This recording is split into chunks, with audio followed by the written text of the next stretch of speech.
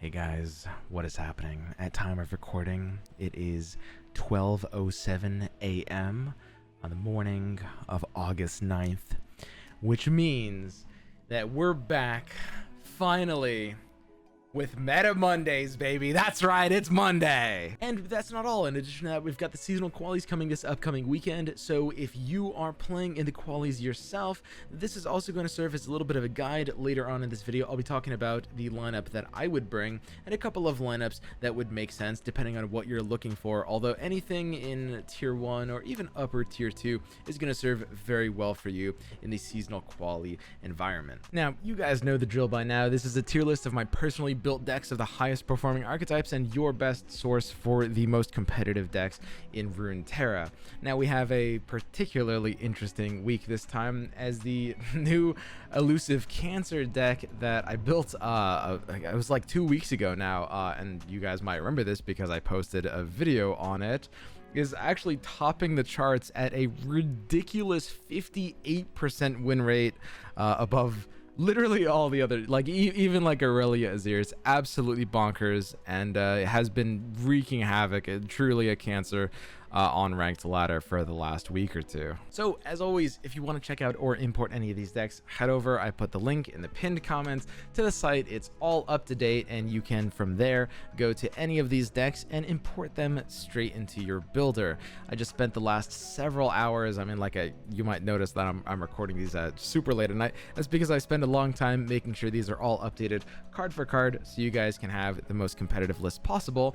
And if you're looking very closely, you might have noticed I actually changed a card, one card only in this list, which is I did remove the Ranger's Resolve as a one of. I think the list ends up performing a little bit better with the third Twin Disciplines, which I've moved back to. That's just an example of the sort of like micro decisions that I'll be making with a lot of the decks on my list that will make some real impacts in the long term. Overall though, the reason this deck is so dominant is because it does really well into the current metagame. There's not a lot of board sweeps and not a lot of control mechanics, and it absolutely demolishes Ionia Shrima decks. So it does extremely well into Irelia Azir and Akshan Sivir combo, or Sivir Z, whatever variant you're playing. And in fact, the deck was originally designed to beat Irelia Azir, and it pounds Irelia Azir with something like a 75% win rate in this matchup. It's absolutely ridiculous into Irelia Azir, and we're seeing Irelia Azir win rates suffer because of it. If you haven't seen this list from the original video I posted, it's basically an older style Demacia Rally Elusives list, which is actually some of the strongest Elusives decks we've seen in the game's past have actually been Rally based Demacia Elusives, although they don't have as much notoriety with them because they never really lasted as long when they did as some of the other Elusives decks. But it's sort of similar to like the old like Zed Solitary Monk style as well, if you guys have seen that. Basically, you go in hard with a lot of early Elusives, and Young Witch is integral to this deck's ability to function. She absolutely carries this deck when combined with Fleet Feather Tracker, or really, I mean, even anything. Like even when you are buffing like Inspiring Mentor with Young Witch, it's just like really devastating value, and this card having 2 health is just absolutely ridiculous. It's carrying a lot of Ionia decks right now.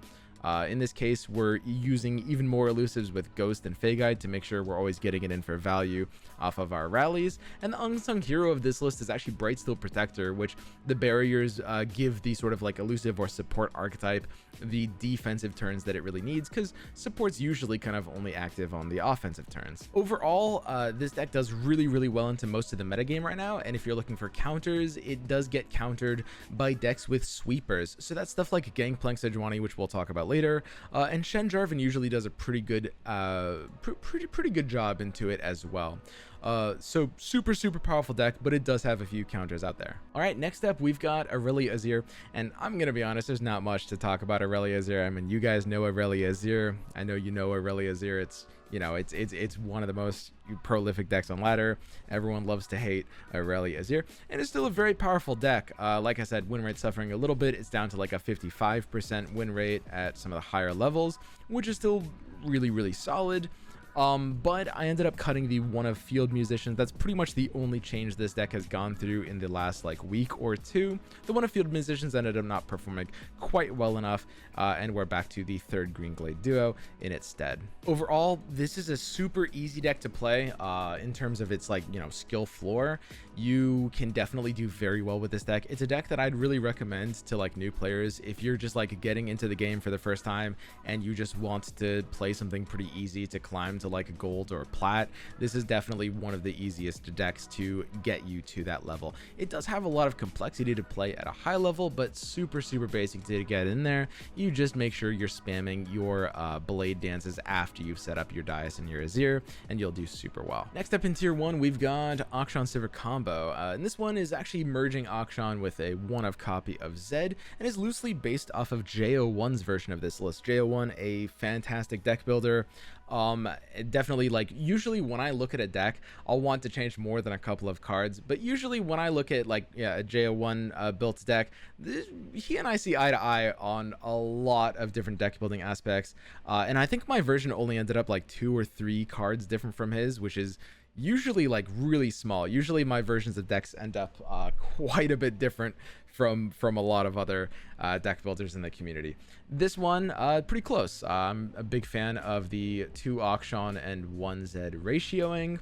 It ends up working pretty well. You don't really want to double draw Zed. You have a lot of 3 drops.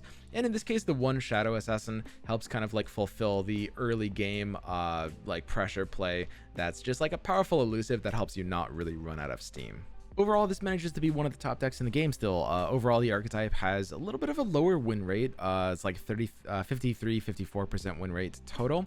But the version of the deck, my version of the deck, the one that you're currently looking at, is still standing strong at a 56% win rate, slightly low on the sample size, but a still powerhouse for the metagame, and a deck that I'd openly recommend to everyone. Now, this one is definitely a bit harder to play than Irelia Azir in terms of, you know, like the skill floor. Getting into it is a little bit trickier, and so you'll see this deck performing better at like higher ranks, but it's super scary and will be absolutely devastating. The way this deck wins is, of course, just by giving some like bursty blowout combos with stuff like Flurry of Fists and stuff like Ghost. You give quick attack with Flurry of Fists to Ruin Runner, like Young Witch gives Ruin Runner quick attack, with Flurry of Fist giving it double attack, or something getting Ghost, Sivir getting Ghost, giving your entire board elusive, Sivir getting Flurry of Fist, giving your entire board double attack. There's a lot of different interweaving combos with this archetype, but it is one of the most powerful ways to play,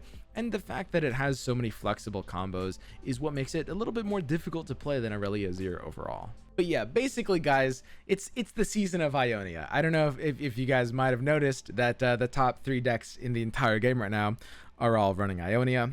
Ionia is a pretty disgusting region. It's kind of absolutely nuts, to be honest. But we actually have something spicy coming in at number 4. Gangplank Sejuani is actually doing very amazingly right now. And this is my current version of Gangplank Sejuani. There's not too many different ways to build this archetype at the moment, but I tend to favor right now this variant, which is on 2 hard gun, 3 ice shards, and 0 monkey idol, although I was experimenting with this deck a little bit before. Basically, this is a super flexible kind of like mid-range sweeper based deck where you're usually using Make It Rain and Ice Shard to sweep out the opponent's responses, and that's what makes it so good against the normally flimsy elusive strategies that have a lot of 1 health units. Make It Rain and Ice Shard will do a really good job of punishing those while, you know, developing and applying your own pressure, because of course you are kind of working your way towards these champion win conditions of Sejuani and Gangplank. Either of them leveling up is really terrifying for the opponent, and you're going to be, if you play this deck, trying to make sure you are getting that chip damage in on every individual turn that you can. In addition, you've got some plunder from the black market merchants nabs, and that's going to help, you know, kind of fuel your mid game a little bit, and gives the deck some variety in terms of how it plays out. Overall, this is actually a really fun and really skill testing deck, and it is doing amazingly on the meta right now. It's got a 55% win rate overall, with this version having another 56% win rate. Like, absolutely nuts. I expected Gangplank Sejuani to be low key, but I did not expect it to be basically tied for one of the top decks in the metagame. It's super well positioned right now. Overall, the biggest reason this deck is performing is because it's kind of fulfilling the niche of a sweeper deck in the metagame, which normally goes to like a Shadow Isles Freljord style deck, like Avalanche sort of thing. But right now, there's not as many things that have 2 health, and most importantly, I mean, the Shadow Isles Freljord control archetype is just kind of too slow for the needs of the current metagame. So this is kind of the current meta version of those sweeper style decks. Now it's playing at obviously a faster speed, but if you enjoyed playing a lot of like the control-y decks in the past, I'd actually recommend giving this a try. It's more of a mid-range deck, but it does have a lot of like the over-the-top kill win conditions in stuff like Dreadway, and you usually play a lot of matchups pretty reactively.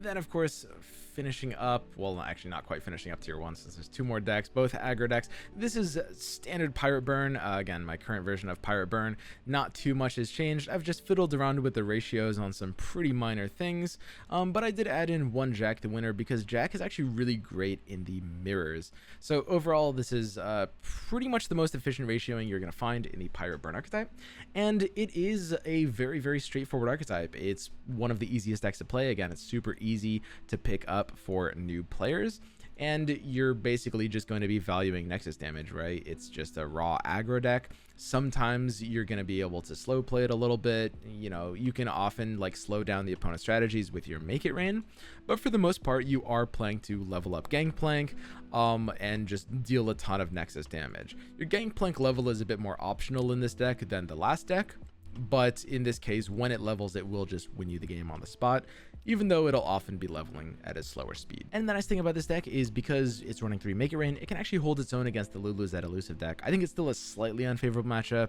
It's 53% Lulu Zed favored, but it's pretty close to even, which is about as good as you can get against that deck with most things. So super vanilla aggro deck if you guys are looking for jamming it in. And then finally, to round out tier 1, we have Discard Aggro. Now, this one is a little bit more experimental, and depending on how the stats come in, I might end up bumping this one to tier 2. Discard Aggro actually has like pretty fluctuating win rates on ladder right now, and this is a slightly spicy version that I've been playing using 1 survival skills. Now, survival skills has been messed around with Discard Aggro in the past, but in this case, I actually really like it in the current meta because the current meta game is all around quick attacks. It's a very quick attack heavy meta with, you know, the elusive deck, with Young Witch giving quick attack to even like Shen Jarvan's running Young Witch. And of course, like Akshan Sivir is literally a quick attack deck. That's basically what they do. And what that means is being able to block and survive is a huge premium because you can kill their quick attack unit. Survival skills, of course, is really good in these kinds of meta, even though it's normally a little bit too slow for how Discard wants to play.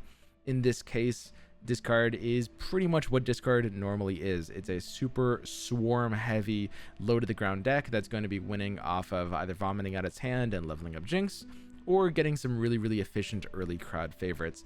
Now, there's a lot of ways to build Discard Aggro, and I will be messing around. This is a list that I might be tweaking a decent amount in the next week, but a refined version of Discard Aggro is actually very powerful right now and does a really good job into the current metagame, because the way to beat decks like Elusives, decks like Irelia, decks like Akshan Sivir combo is to just go faster than them. And Discard Aggro is actually super well positioned, especially with the Elusives deck coming out, because you can even race them down, which is crazy. Now, in this case, I've gone for a more early game oriented version of Discard Aggro, because again, the theme of the current meta is all about going faster and going earlier, period, right? So I've cut out some of the rummages for some more 1-drops, and I'm only running 1 augmented experimenter at the same time. And that's because the way Discard Aggro wins games is not really by outgrinding. We're not trying to like hedge our matchups against like stuff like Shadow Isles Freljord like we normally are in most metagames. In this case, we just want to go low to the ground and go fast and make sure that our crowd favorite is never breaking out, hence the earlier and heavier 1-drops. And that's tier 1. I mean, the stats haven't quite come through for this Discard Aggro variant, but for the most part, these are all decks that have, as you can see, 55 or higher % win rate overall on ladder for the broad archetype, right? And these are all decks that I would highly recommend bringing to seasonal. And again, I'll be talking about, you know, the seasonal guide a little bit at the end of the video, because we still have some tier 2 decks to cover, and as well as kind of like how the meta is shaping up and what decks counter other decks, right? The biggest thing that's changed in the last 2 weeks is because of the advent of this new Elusive Cancer deck. a lot of things have kind of shifted because of that, right? Decks that are good at dealing with it, like Gangplank Sejuani, are on the rise, and Gangplank Sejuani was already basically a tier 1 deck, and that's why it has a ridiculous 56% win rate right now, because it's one of the few ways that, you know, the Elusive deck can actually get kind of countered. Another way the Elusive deck can get countered is our first tier 2 deck, Ezreal Draven, which does a pretty good job against it. Now, this is my current version of Ezreal Draven, and it looks a little weird at first. Actually, I showed this to Kuvira earlier today, and he just like he couldn't handle it. He looked at this and he was speechless. It is a very interesting build. It's very all over the place with a lot of different one-ofs. But I actually think it's a really refined version of Ezreal Draven, and it currently has a 56% win rate on ladder right now, which is way higher than other Ezreal Draven versions. Ezreal Draven is averaging like 51% right now. Actually, I went back and double checked. It's actually 57% win rate right now, which is really good when you comparing it to the other versions. So allow me to defend my build of the deck a little bit, because I know it looks super weird. First, let's actually talk about, you know, Ezreal Draven and what it is. It's a super standard kind of like, it's a semi-control, semi-tempo-y sort of like mid-range-ish deck. It's actually super flexible, and because of that, fairly difficult to play at a high level, but it'll do very well for you. The reason I opted for a pretty like diverse field here in terms of, I mean, I guess the biggest thing that you first notice in this list is there's a lot of one-ofs. One-ofs are very important in deck building as long as they serve functions, right? There's some kinds of deck builds that want a lot of one-ofs, and there's some kinds that want very few. In this case, the high versatility of this list, plus like the low value of double drawing each of these individual one-ofs, actually makes a lot of them see play. I think I really like the one of Zonite Urchin, for example, as a placeholder to just like smoothing out the ratio of discards. Now that Rummage is 2 mana, Zonite Urchin works just quite a bit better in that way. And of course, like double drawing House Spider is really going to be not as valuable. You really want to balance out the discard ratios, which is why like one of House Spider is really good for an additional development punisher, you know, outside of like Arachnoid Sentry. But we don't need to be going as wide, and just like making sure we have a good balance for the discard ratio makes us want the Boom Baboon as well. So overall, super refined version, and it'll do really well for you. Ezreal Draven, of course, having a bit of a spike in the stats, because like I said, it's a good counter to things like Elusive, while also being able to hold its own against the faster style aggro decks, right? Because again, this meta is all about speed, baby. All right, next up we've got Shen Jarvan, which is actually a list of mine that has gone through a pretty radical change, as you can see here, because if you've been following the site as I've been updating it, because I always try to keep it as up to date as possible, you can see that we've gone back to Jarvan. I experimented with Fiora in this list for about a week, ended up doing pretty poorly on the stats overall compared to Jarvan versions, and overall I think that is perfectly sound. I think that Jarvan ends up just a little too important for how the deck wants to be finishing games. Like leveling up Jarvan is just too much of an auto win condition in some of the like mid-range matchups, those being, you know, stuff like Gangplank Sejuani or of course the Mirror. It just closes games out way too efficiently, so we ended up going back to the Jarvan version instead of the Fiora version, which changes quite a few things here. Overall though, it's still the same deck. We're still using Scattered Pod to pull out Golden Aegis reliably. It's a super powerful kind of like turn 6 play. And the one of Tasty Faithfolk will really help our matchup into stuff like aggro decks. This ability to just like combine it with Twin Disciplines. People are still kind of sleeping on this, but Tasty Faithfolk plus Twin Disciplines is just unfair now that Twin Disciplines is 2 mana. And it's a really great way of hedging out the aggro matchups. Next up, we have Swain TF, which is actually rising in the ranks. Swain TF is making a little bit of a comeback.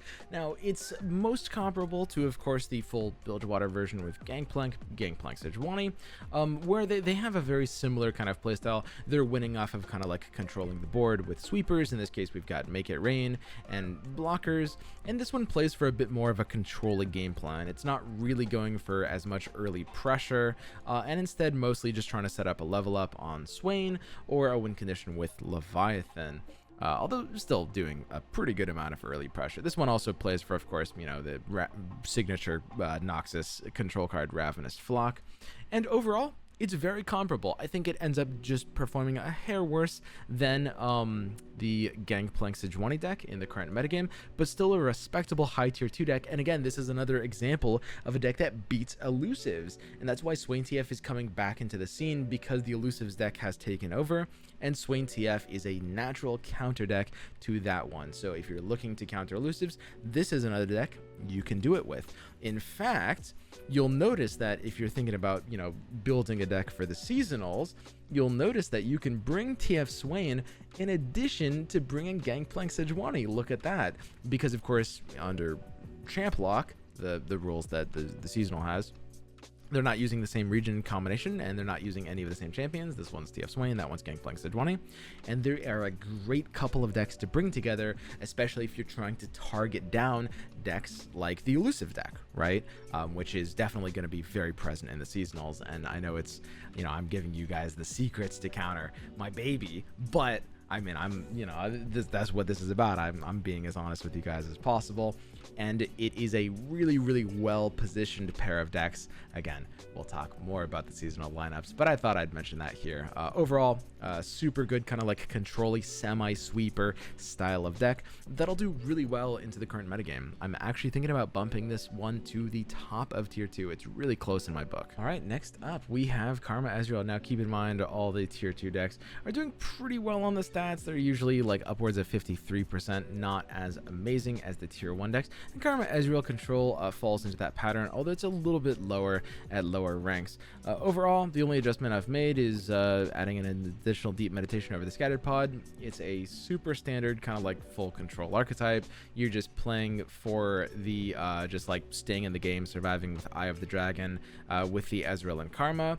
It's a very punishing deck to play, but very, very fun and very, very rewarding. If you want a control style game plan, this is one of your best options in the current metagame. Just make sure that you're trying to plan out your path towards a turn 10 win condition with your Ezreal Karma combo. But if you are in that camp of control players that are kind of languishing over not having a lot of options right now, well, boy, do I have a deck for you. So this is currently what I would recommend for anyone looking for Viego Ionia. Now, there are a lot of people that have been messing around with like Viego Ionia. I think like Cephalopod had a really early version that was using like Deathmark and Darkwater Scourge, but a ton of top players have been messing around with their own versions of Viego Ionia, and this is not actually my version. This is a version that out of all the ones I've seen, this one is definitely the best.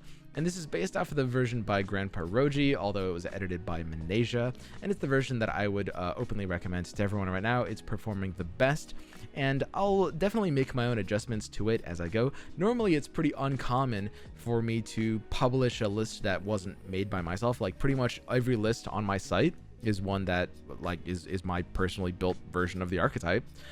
In this case, this one's not my personally built version. The reason for that is really simple. I haven't played a ton of this archetype, and you know, when it comes to decks that I have a ton of expertise on, I will go away from, I'll deviate from what other players think, and I'll make my own changes. And in many cases, if it's a deck that I'm really, really comfortable on, I will make changes that go against the current stats, and those changes will usually make the deck even better than the current stats if it's an area that I'm comfortable on. In a case like this, where it's an archetype that I truthfully just haven't played a ton, I'm not going to, you know, I'm not going to think I know better.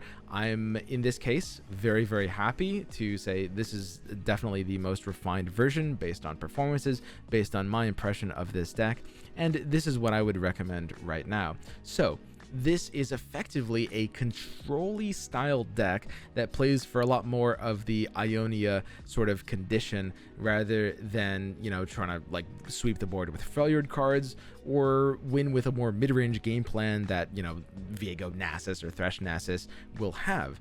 In this case, Greenglade Lookout can discount Hydrovine, which is really, really powerful because, of course, Hydrovine is a really, really scary card when discounted. It's one of the strongest cards we had in the last set. And in this case, when it is, you know, like 6 mana or, you know, God forbid 5 mana, it will be really, really terrifying for the opponent. In this case, we also have a bunch of Ionian protection tools that will keep our scary cards alive. In this case, Viego, right? Syncopation ends up being just nuts in this deck because, of course, it does a really, really good job at protecting Viego. It's just like really cheap, and you'll usually have other units on board, unlike a Lee Sin deck where Syncopation can't really offer as much protection because you don't usually have as many reliable other units to be able to swap it with. Well, this is actually the perfect protection tool for Viego when the opponent tries to use hard removal on him, right? We have a lot of just early game answers to things. Keep in mind the Tasty Feyfolk plus Twin Disciplines combo that I mentioned earlier. It comes in big in this version of the deck, and this will keep you alive a lot. And ultimately, I don't really like versions that are using Darkwater Scourge and Deathmark. They end up being basically worse and less reliable than Tasty Feyfolk Twin Disciplines. Yeah, sometimes they'll nut out and do very powerful things, but the floor for those cards is just a little bit too low, and they end up really clunky and inconsistent in a pretty unnecessary way. So overall, it's just mixing kind of like Shadow Isle's Control-y package with Ionia's Control and Lifesteal package, and it's a really powerful deck right now. It takes a slot in, you know, right smack in the middle of tier 2, which is really solid. And as this archetype gets more refined, maybe I'll pick this up and maybe I'll make my own personal variant of this. Maybe I'll make some radical tweaks, who knows. But as this gets more refined, I think it could even surprise us with by climbing up even higher on the tier list. And finally, the last deck we'll be talking about here, because in the video we're only going to be covering about the first half of the tier list, so like tier 1 and half of tier 2. The final deck we're going to be talking about is Tom Soraka, which is actually a little bit hot right now. Tom Soraka is actually doing pretty well on the stats for the first time in a long time. It's a deck that a lot of people like, is kind of one of their favorite archetypes. It's a very unique archetype, but due to a confluence of factors, mostly like not a ton of hard removal, allowing the deck to cut down on Bastion, it does pretty well into just like aggressive or burn style strategies because of Brokeback Protector. And now that we're in an elusive heavy meta, this deck actually has an excuse to run Lounging Lizard, which is a little bit experimental, but I expect it to perform very well in this deck right now. After just like some preliminary testing, I'm very happy to put Lounging Lizard in. Of course, anyone who's played Tom Soraka, Lounging Lizard is going to do a really good job of just damaging itself to facilitate your heals and slower matchups.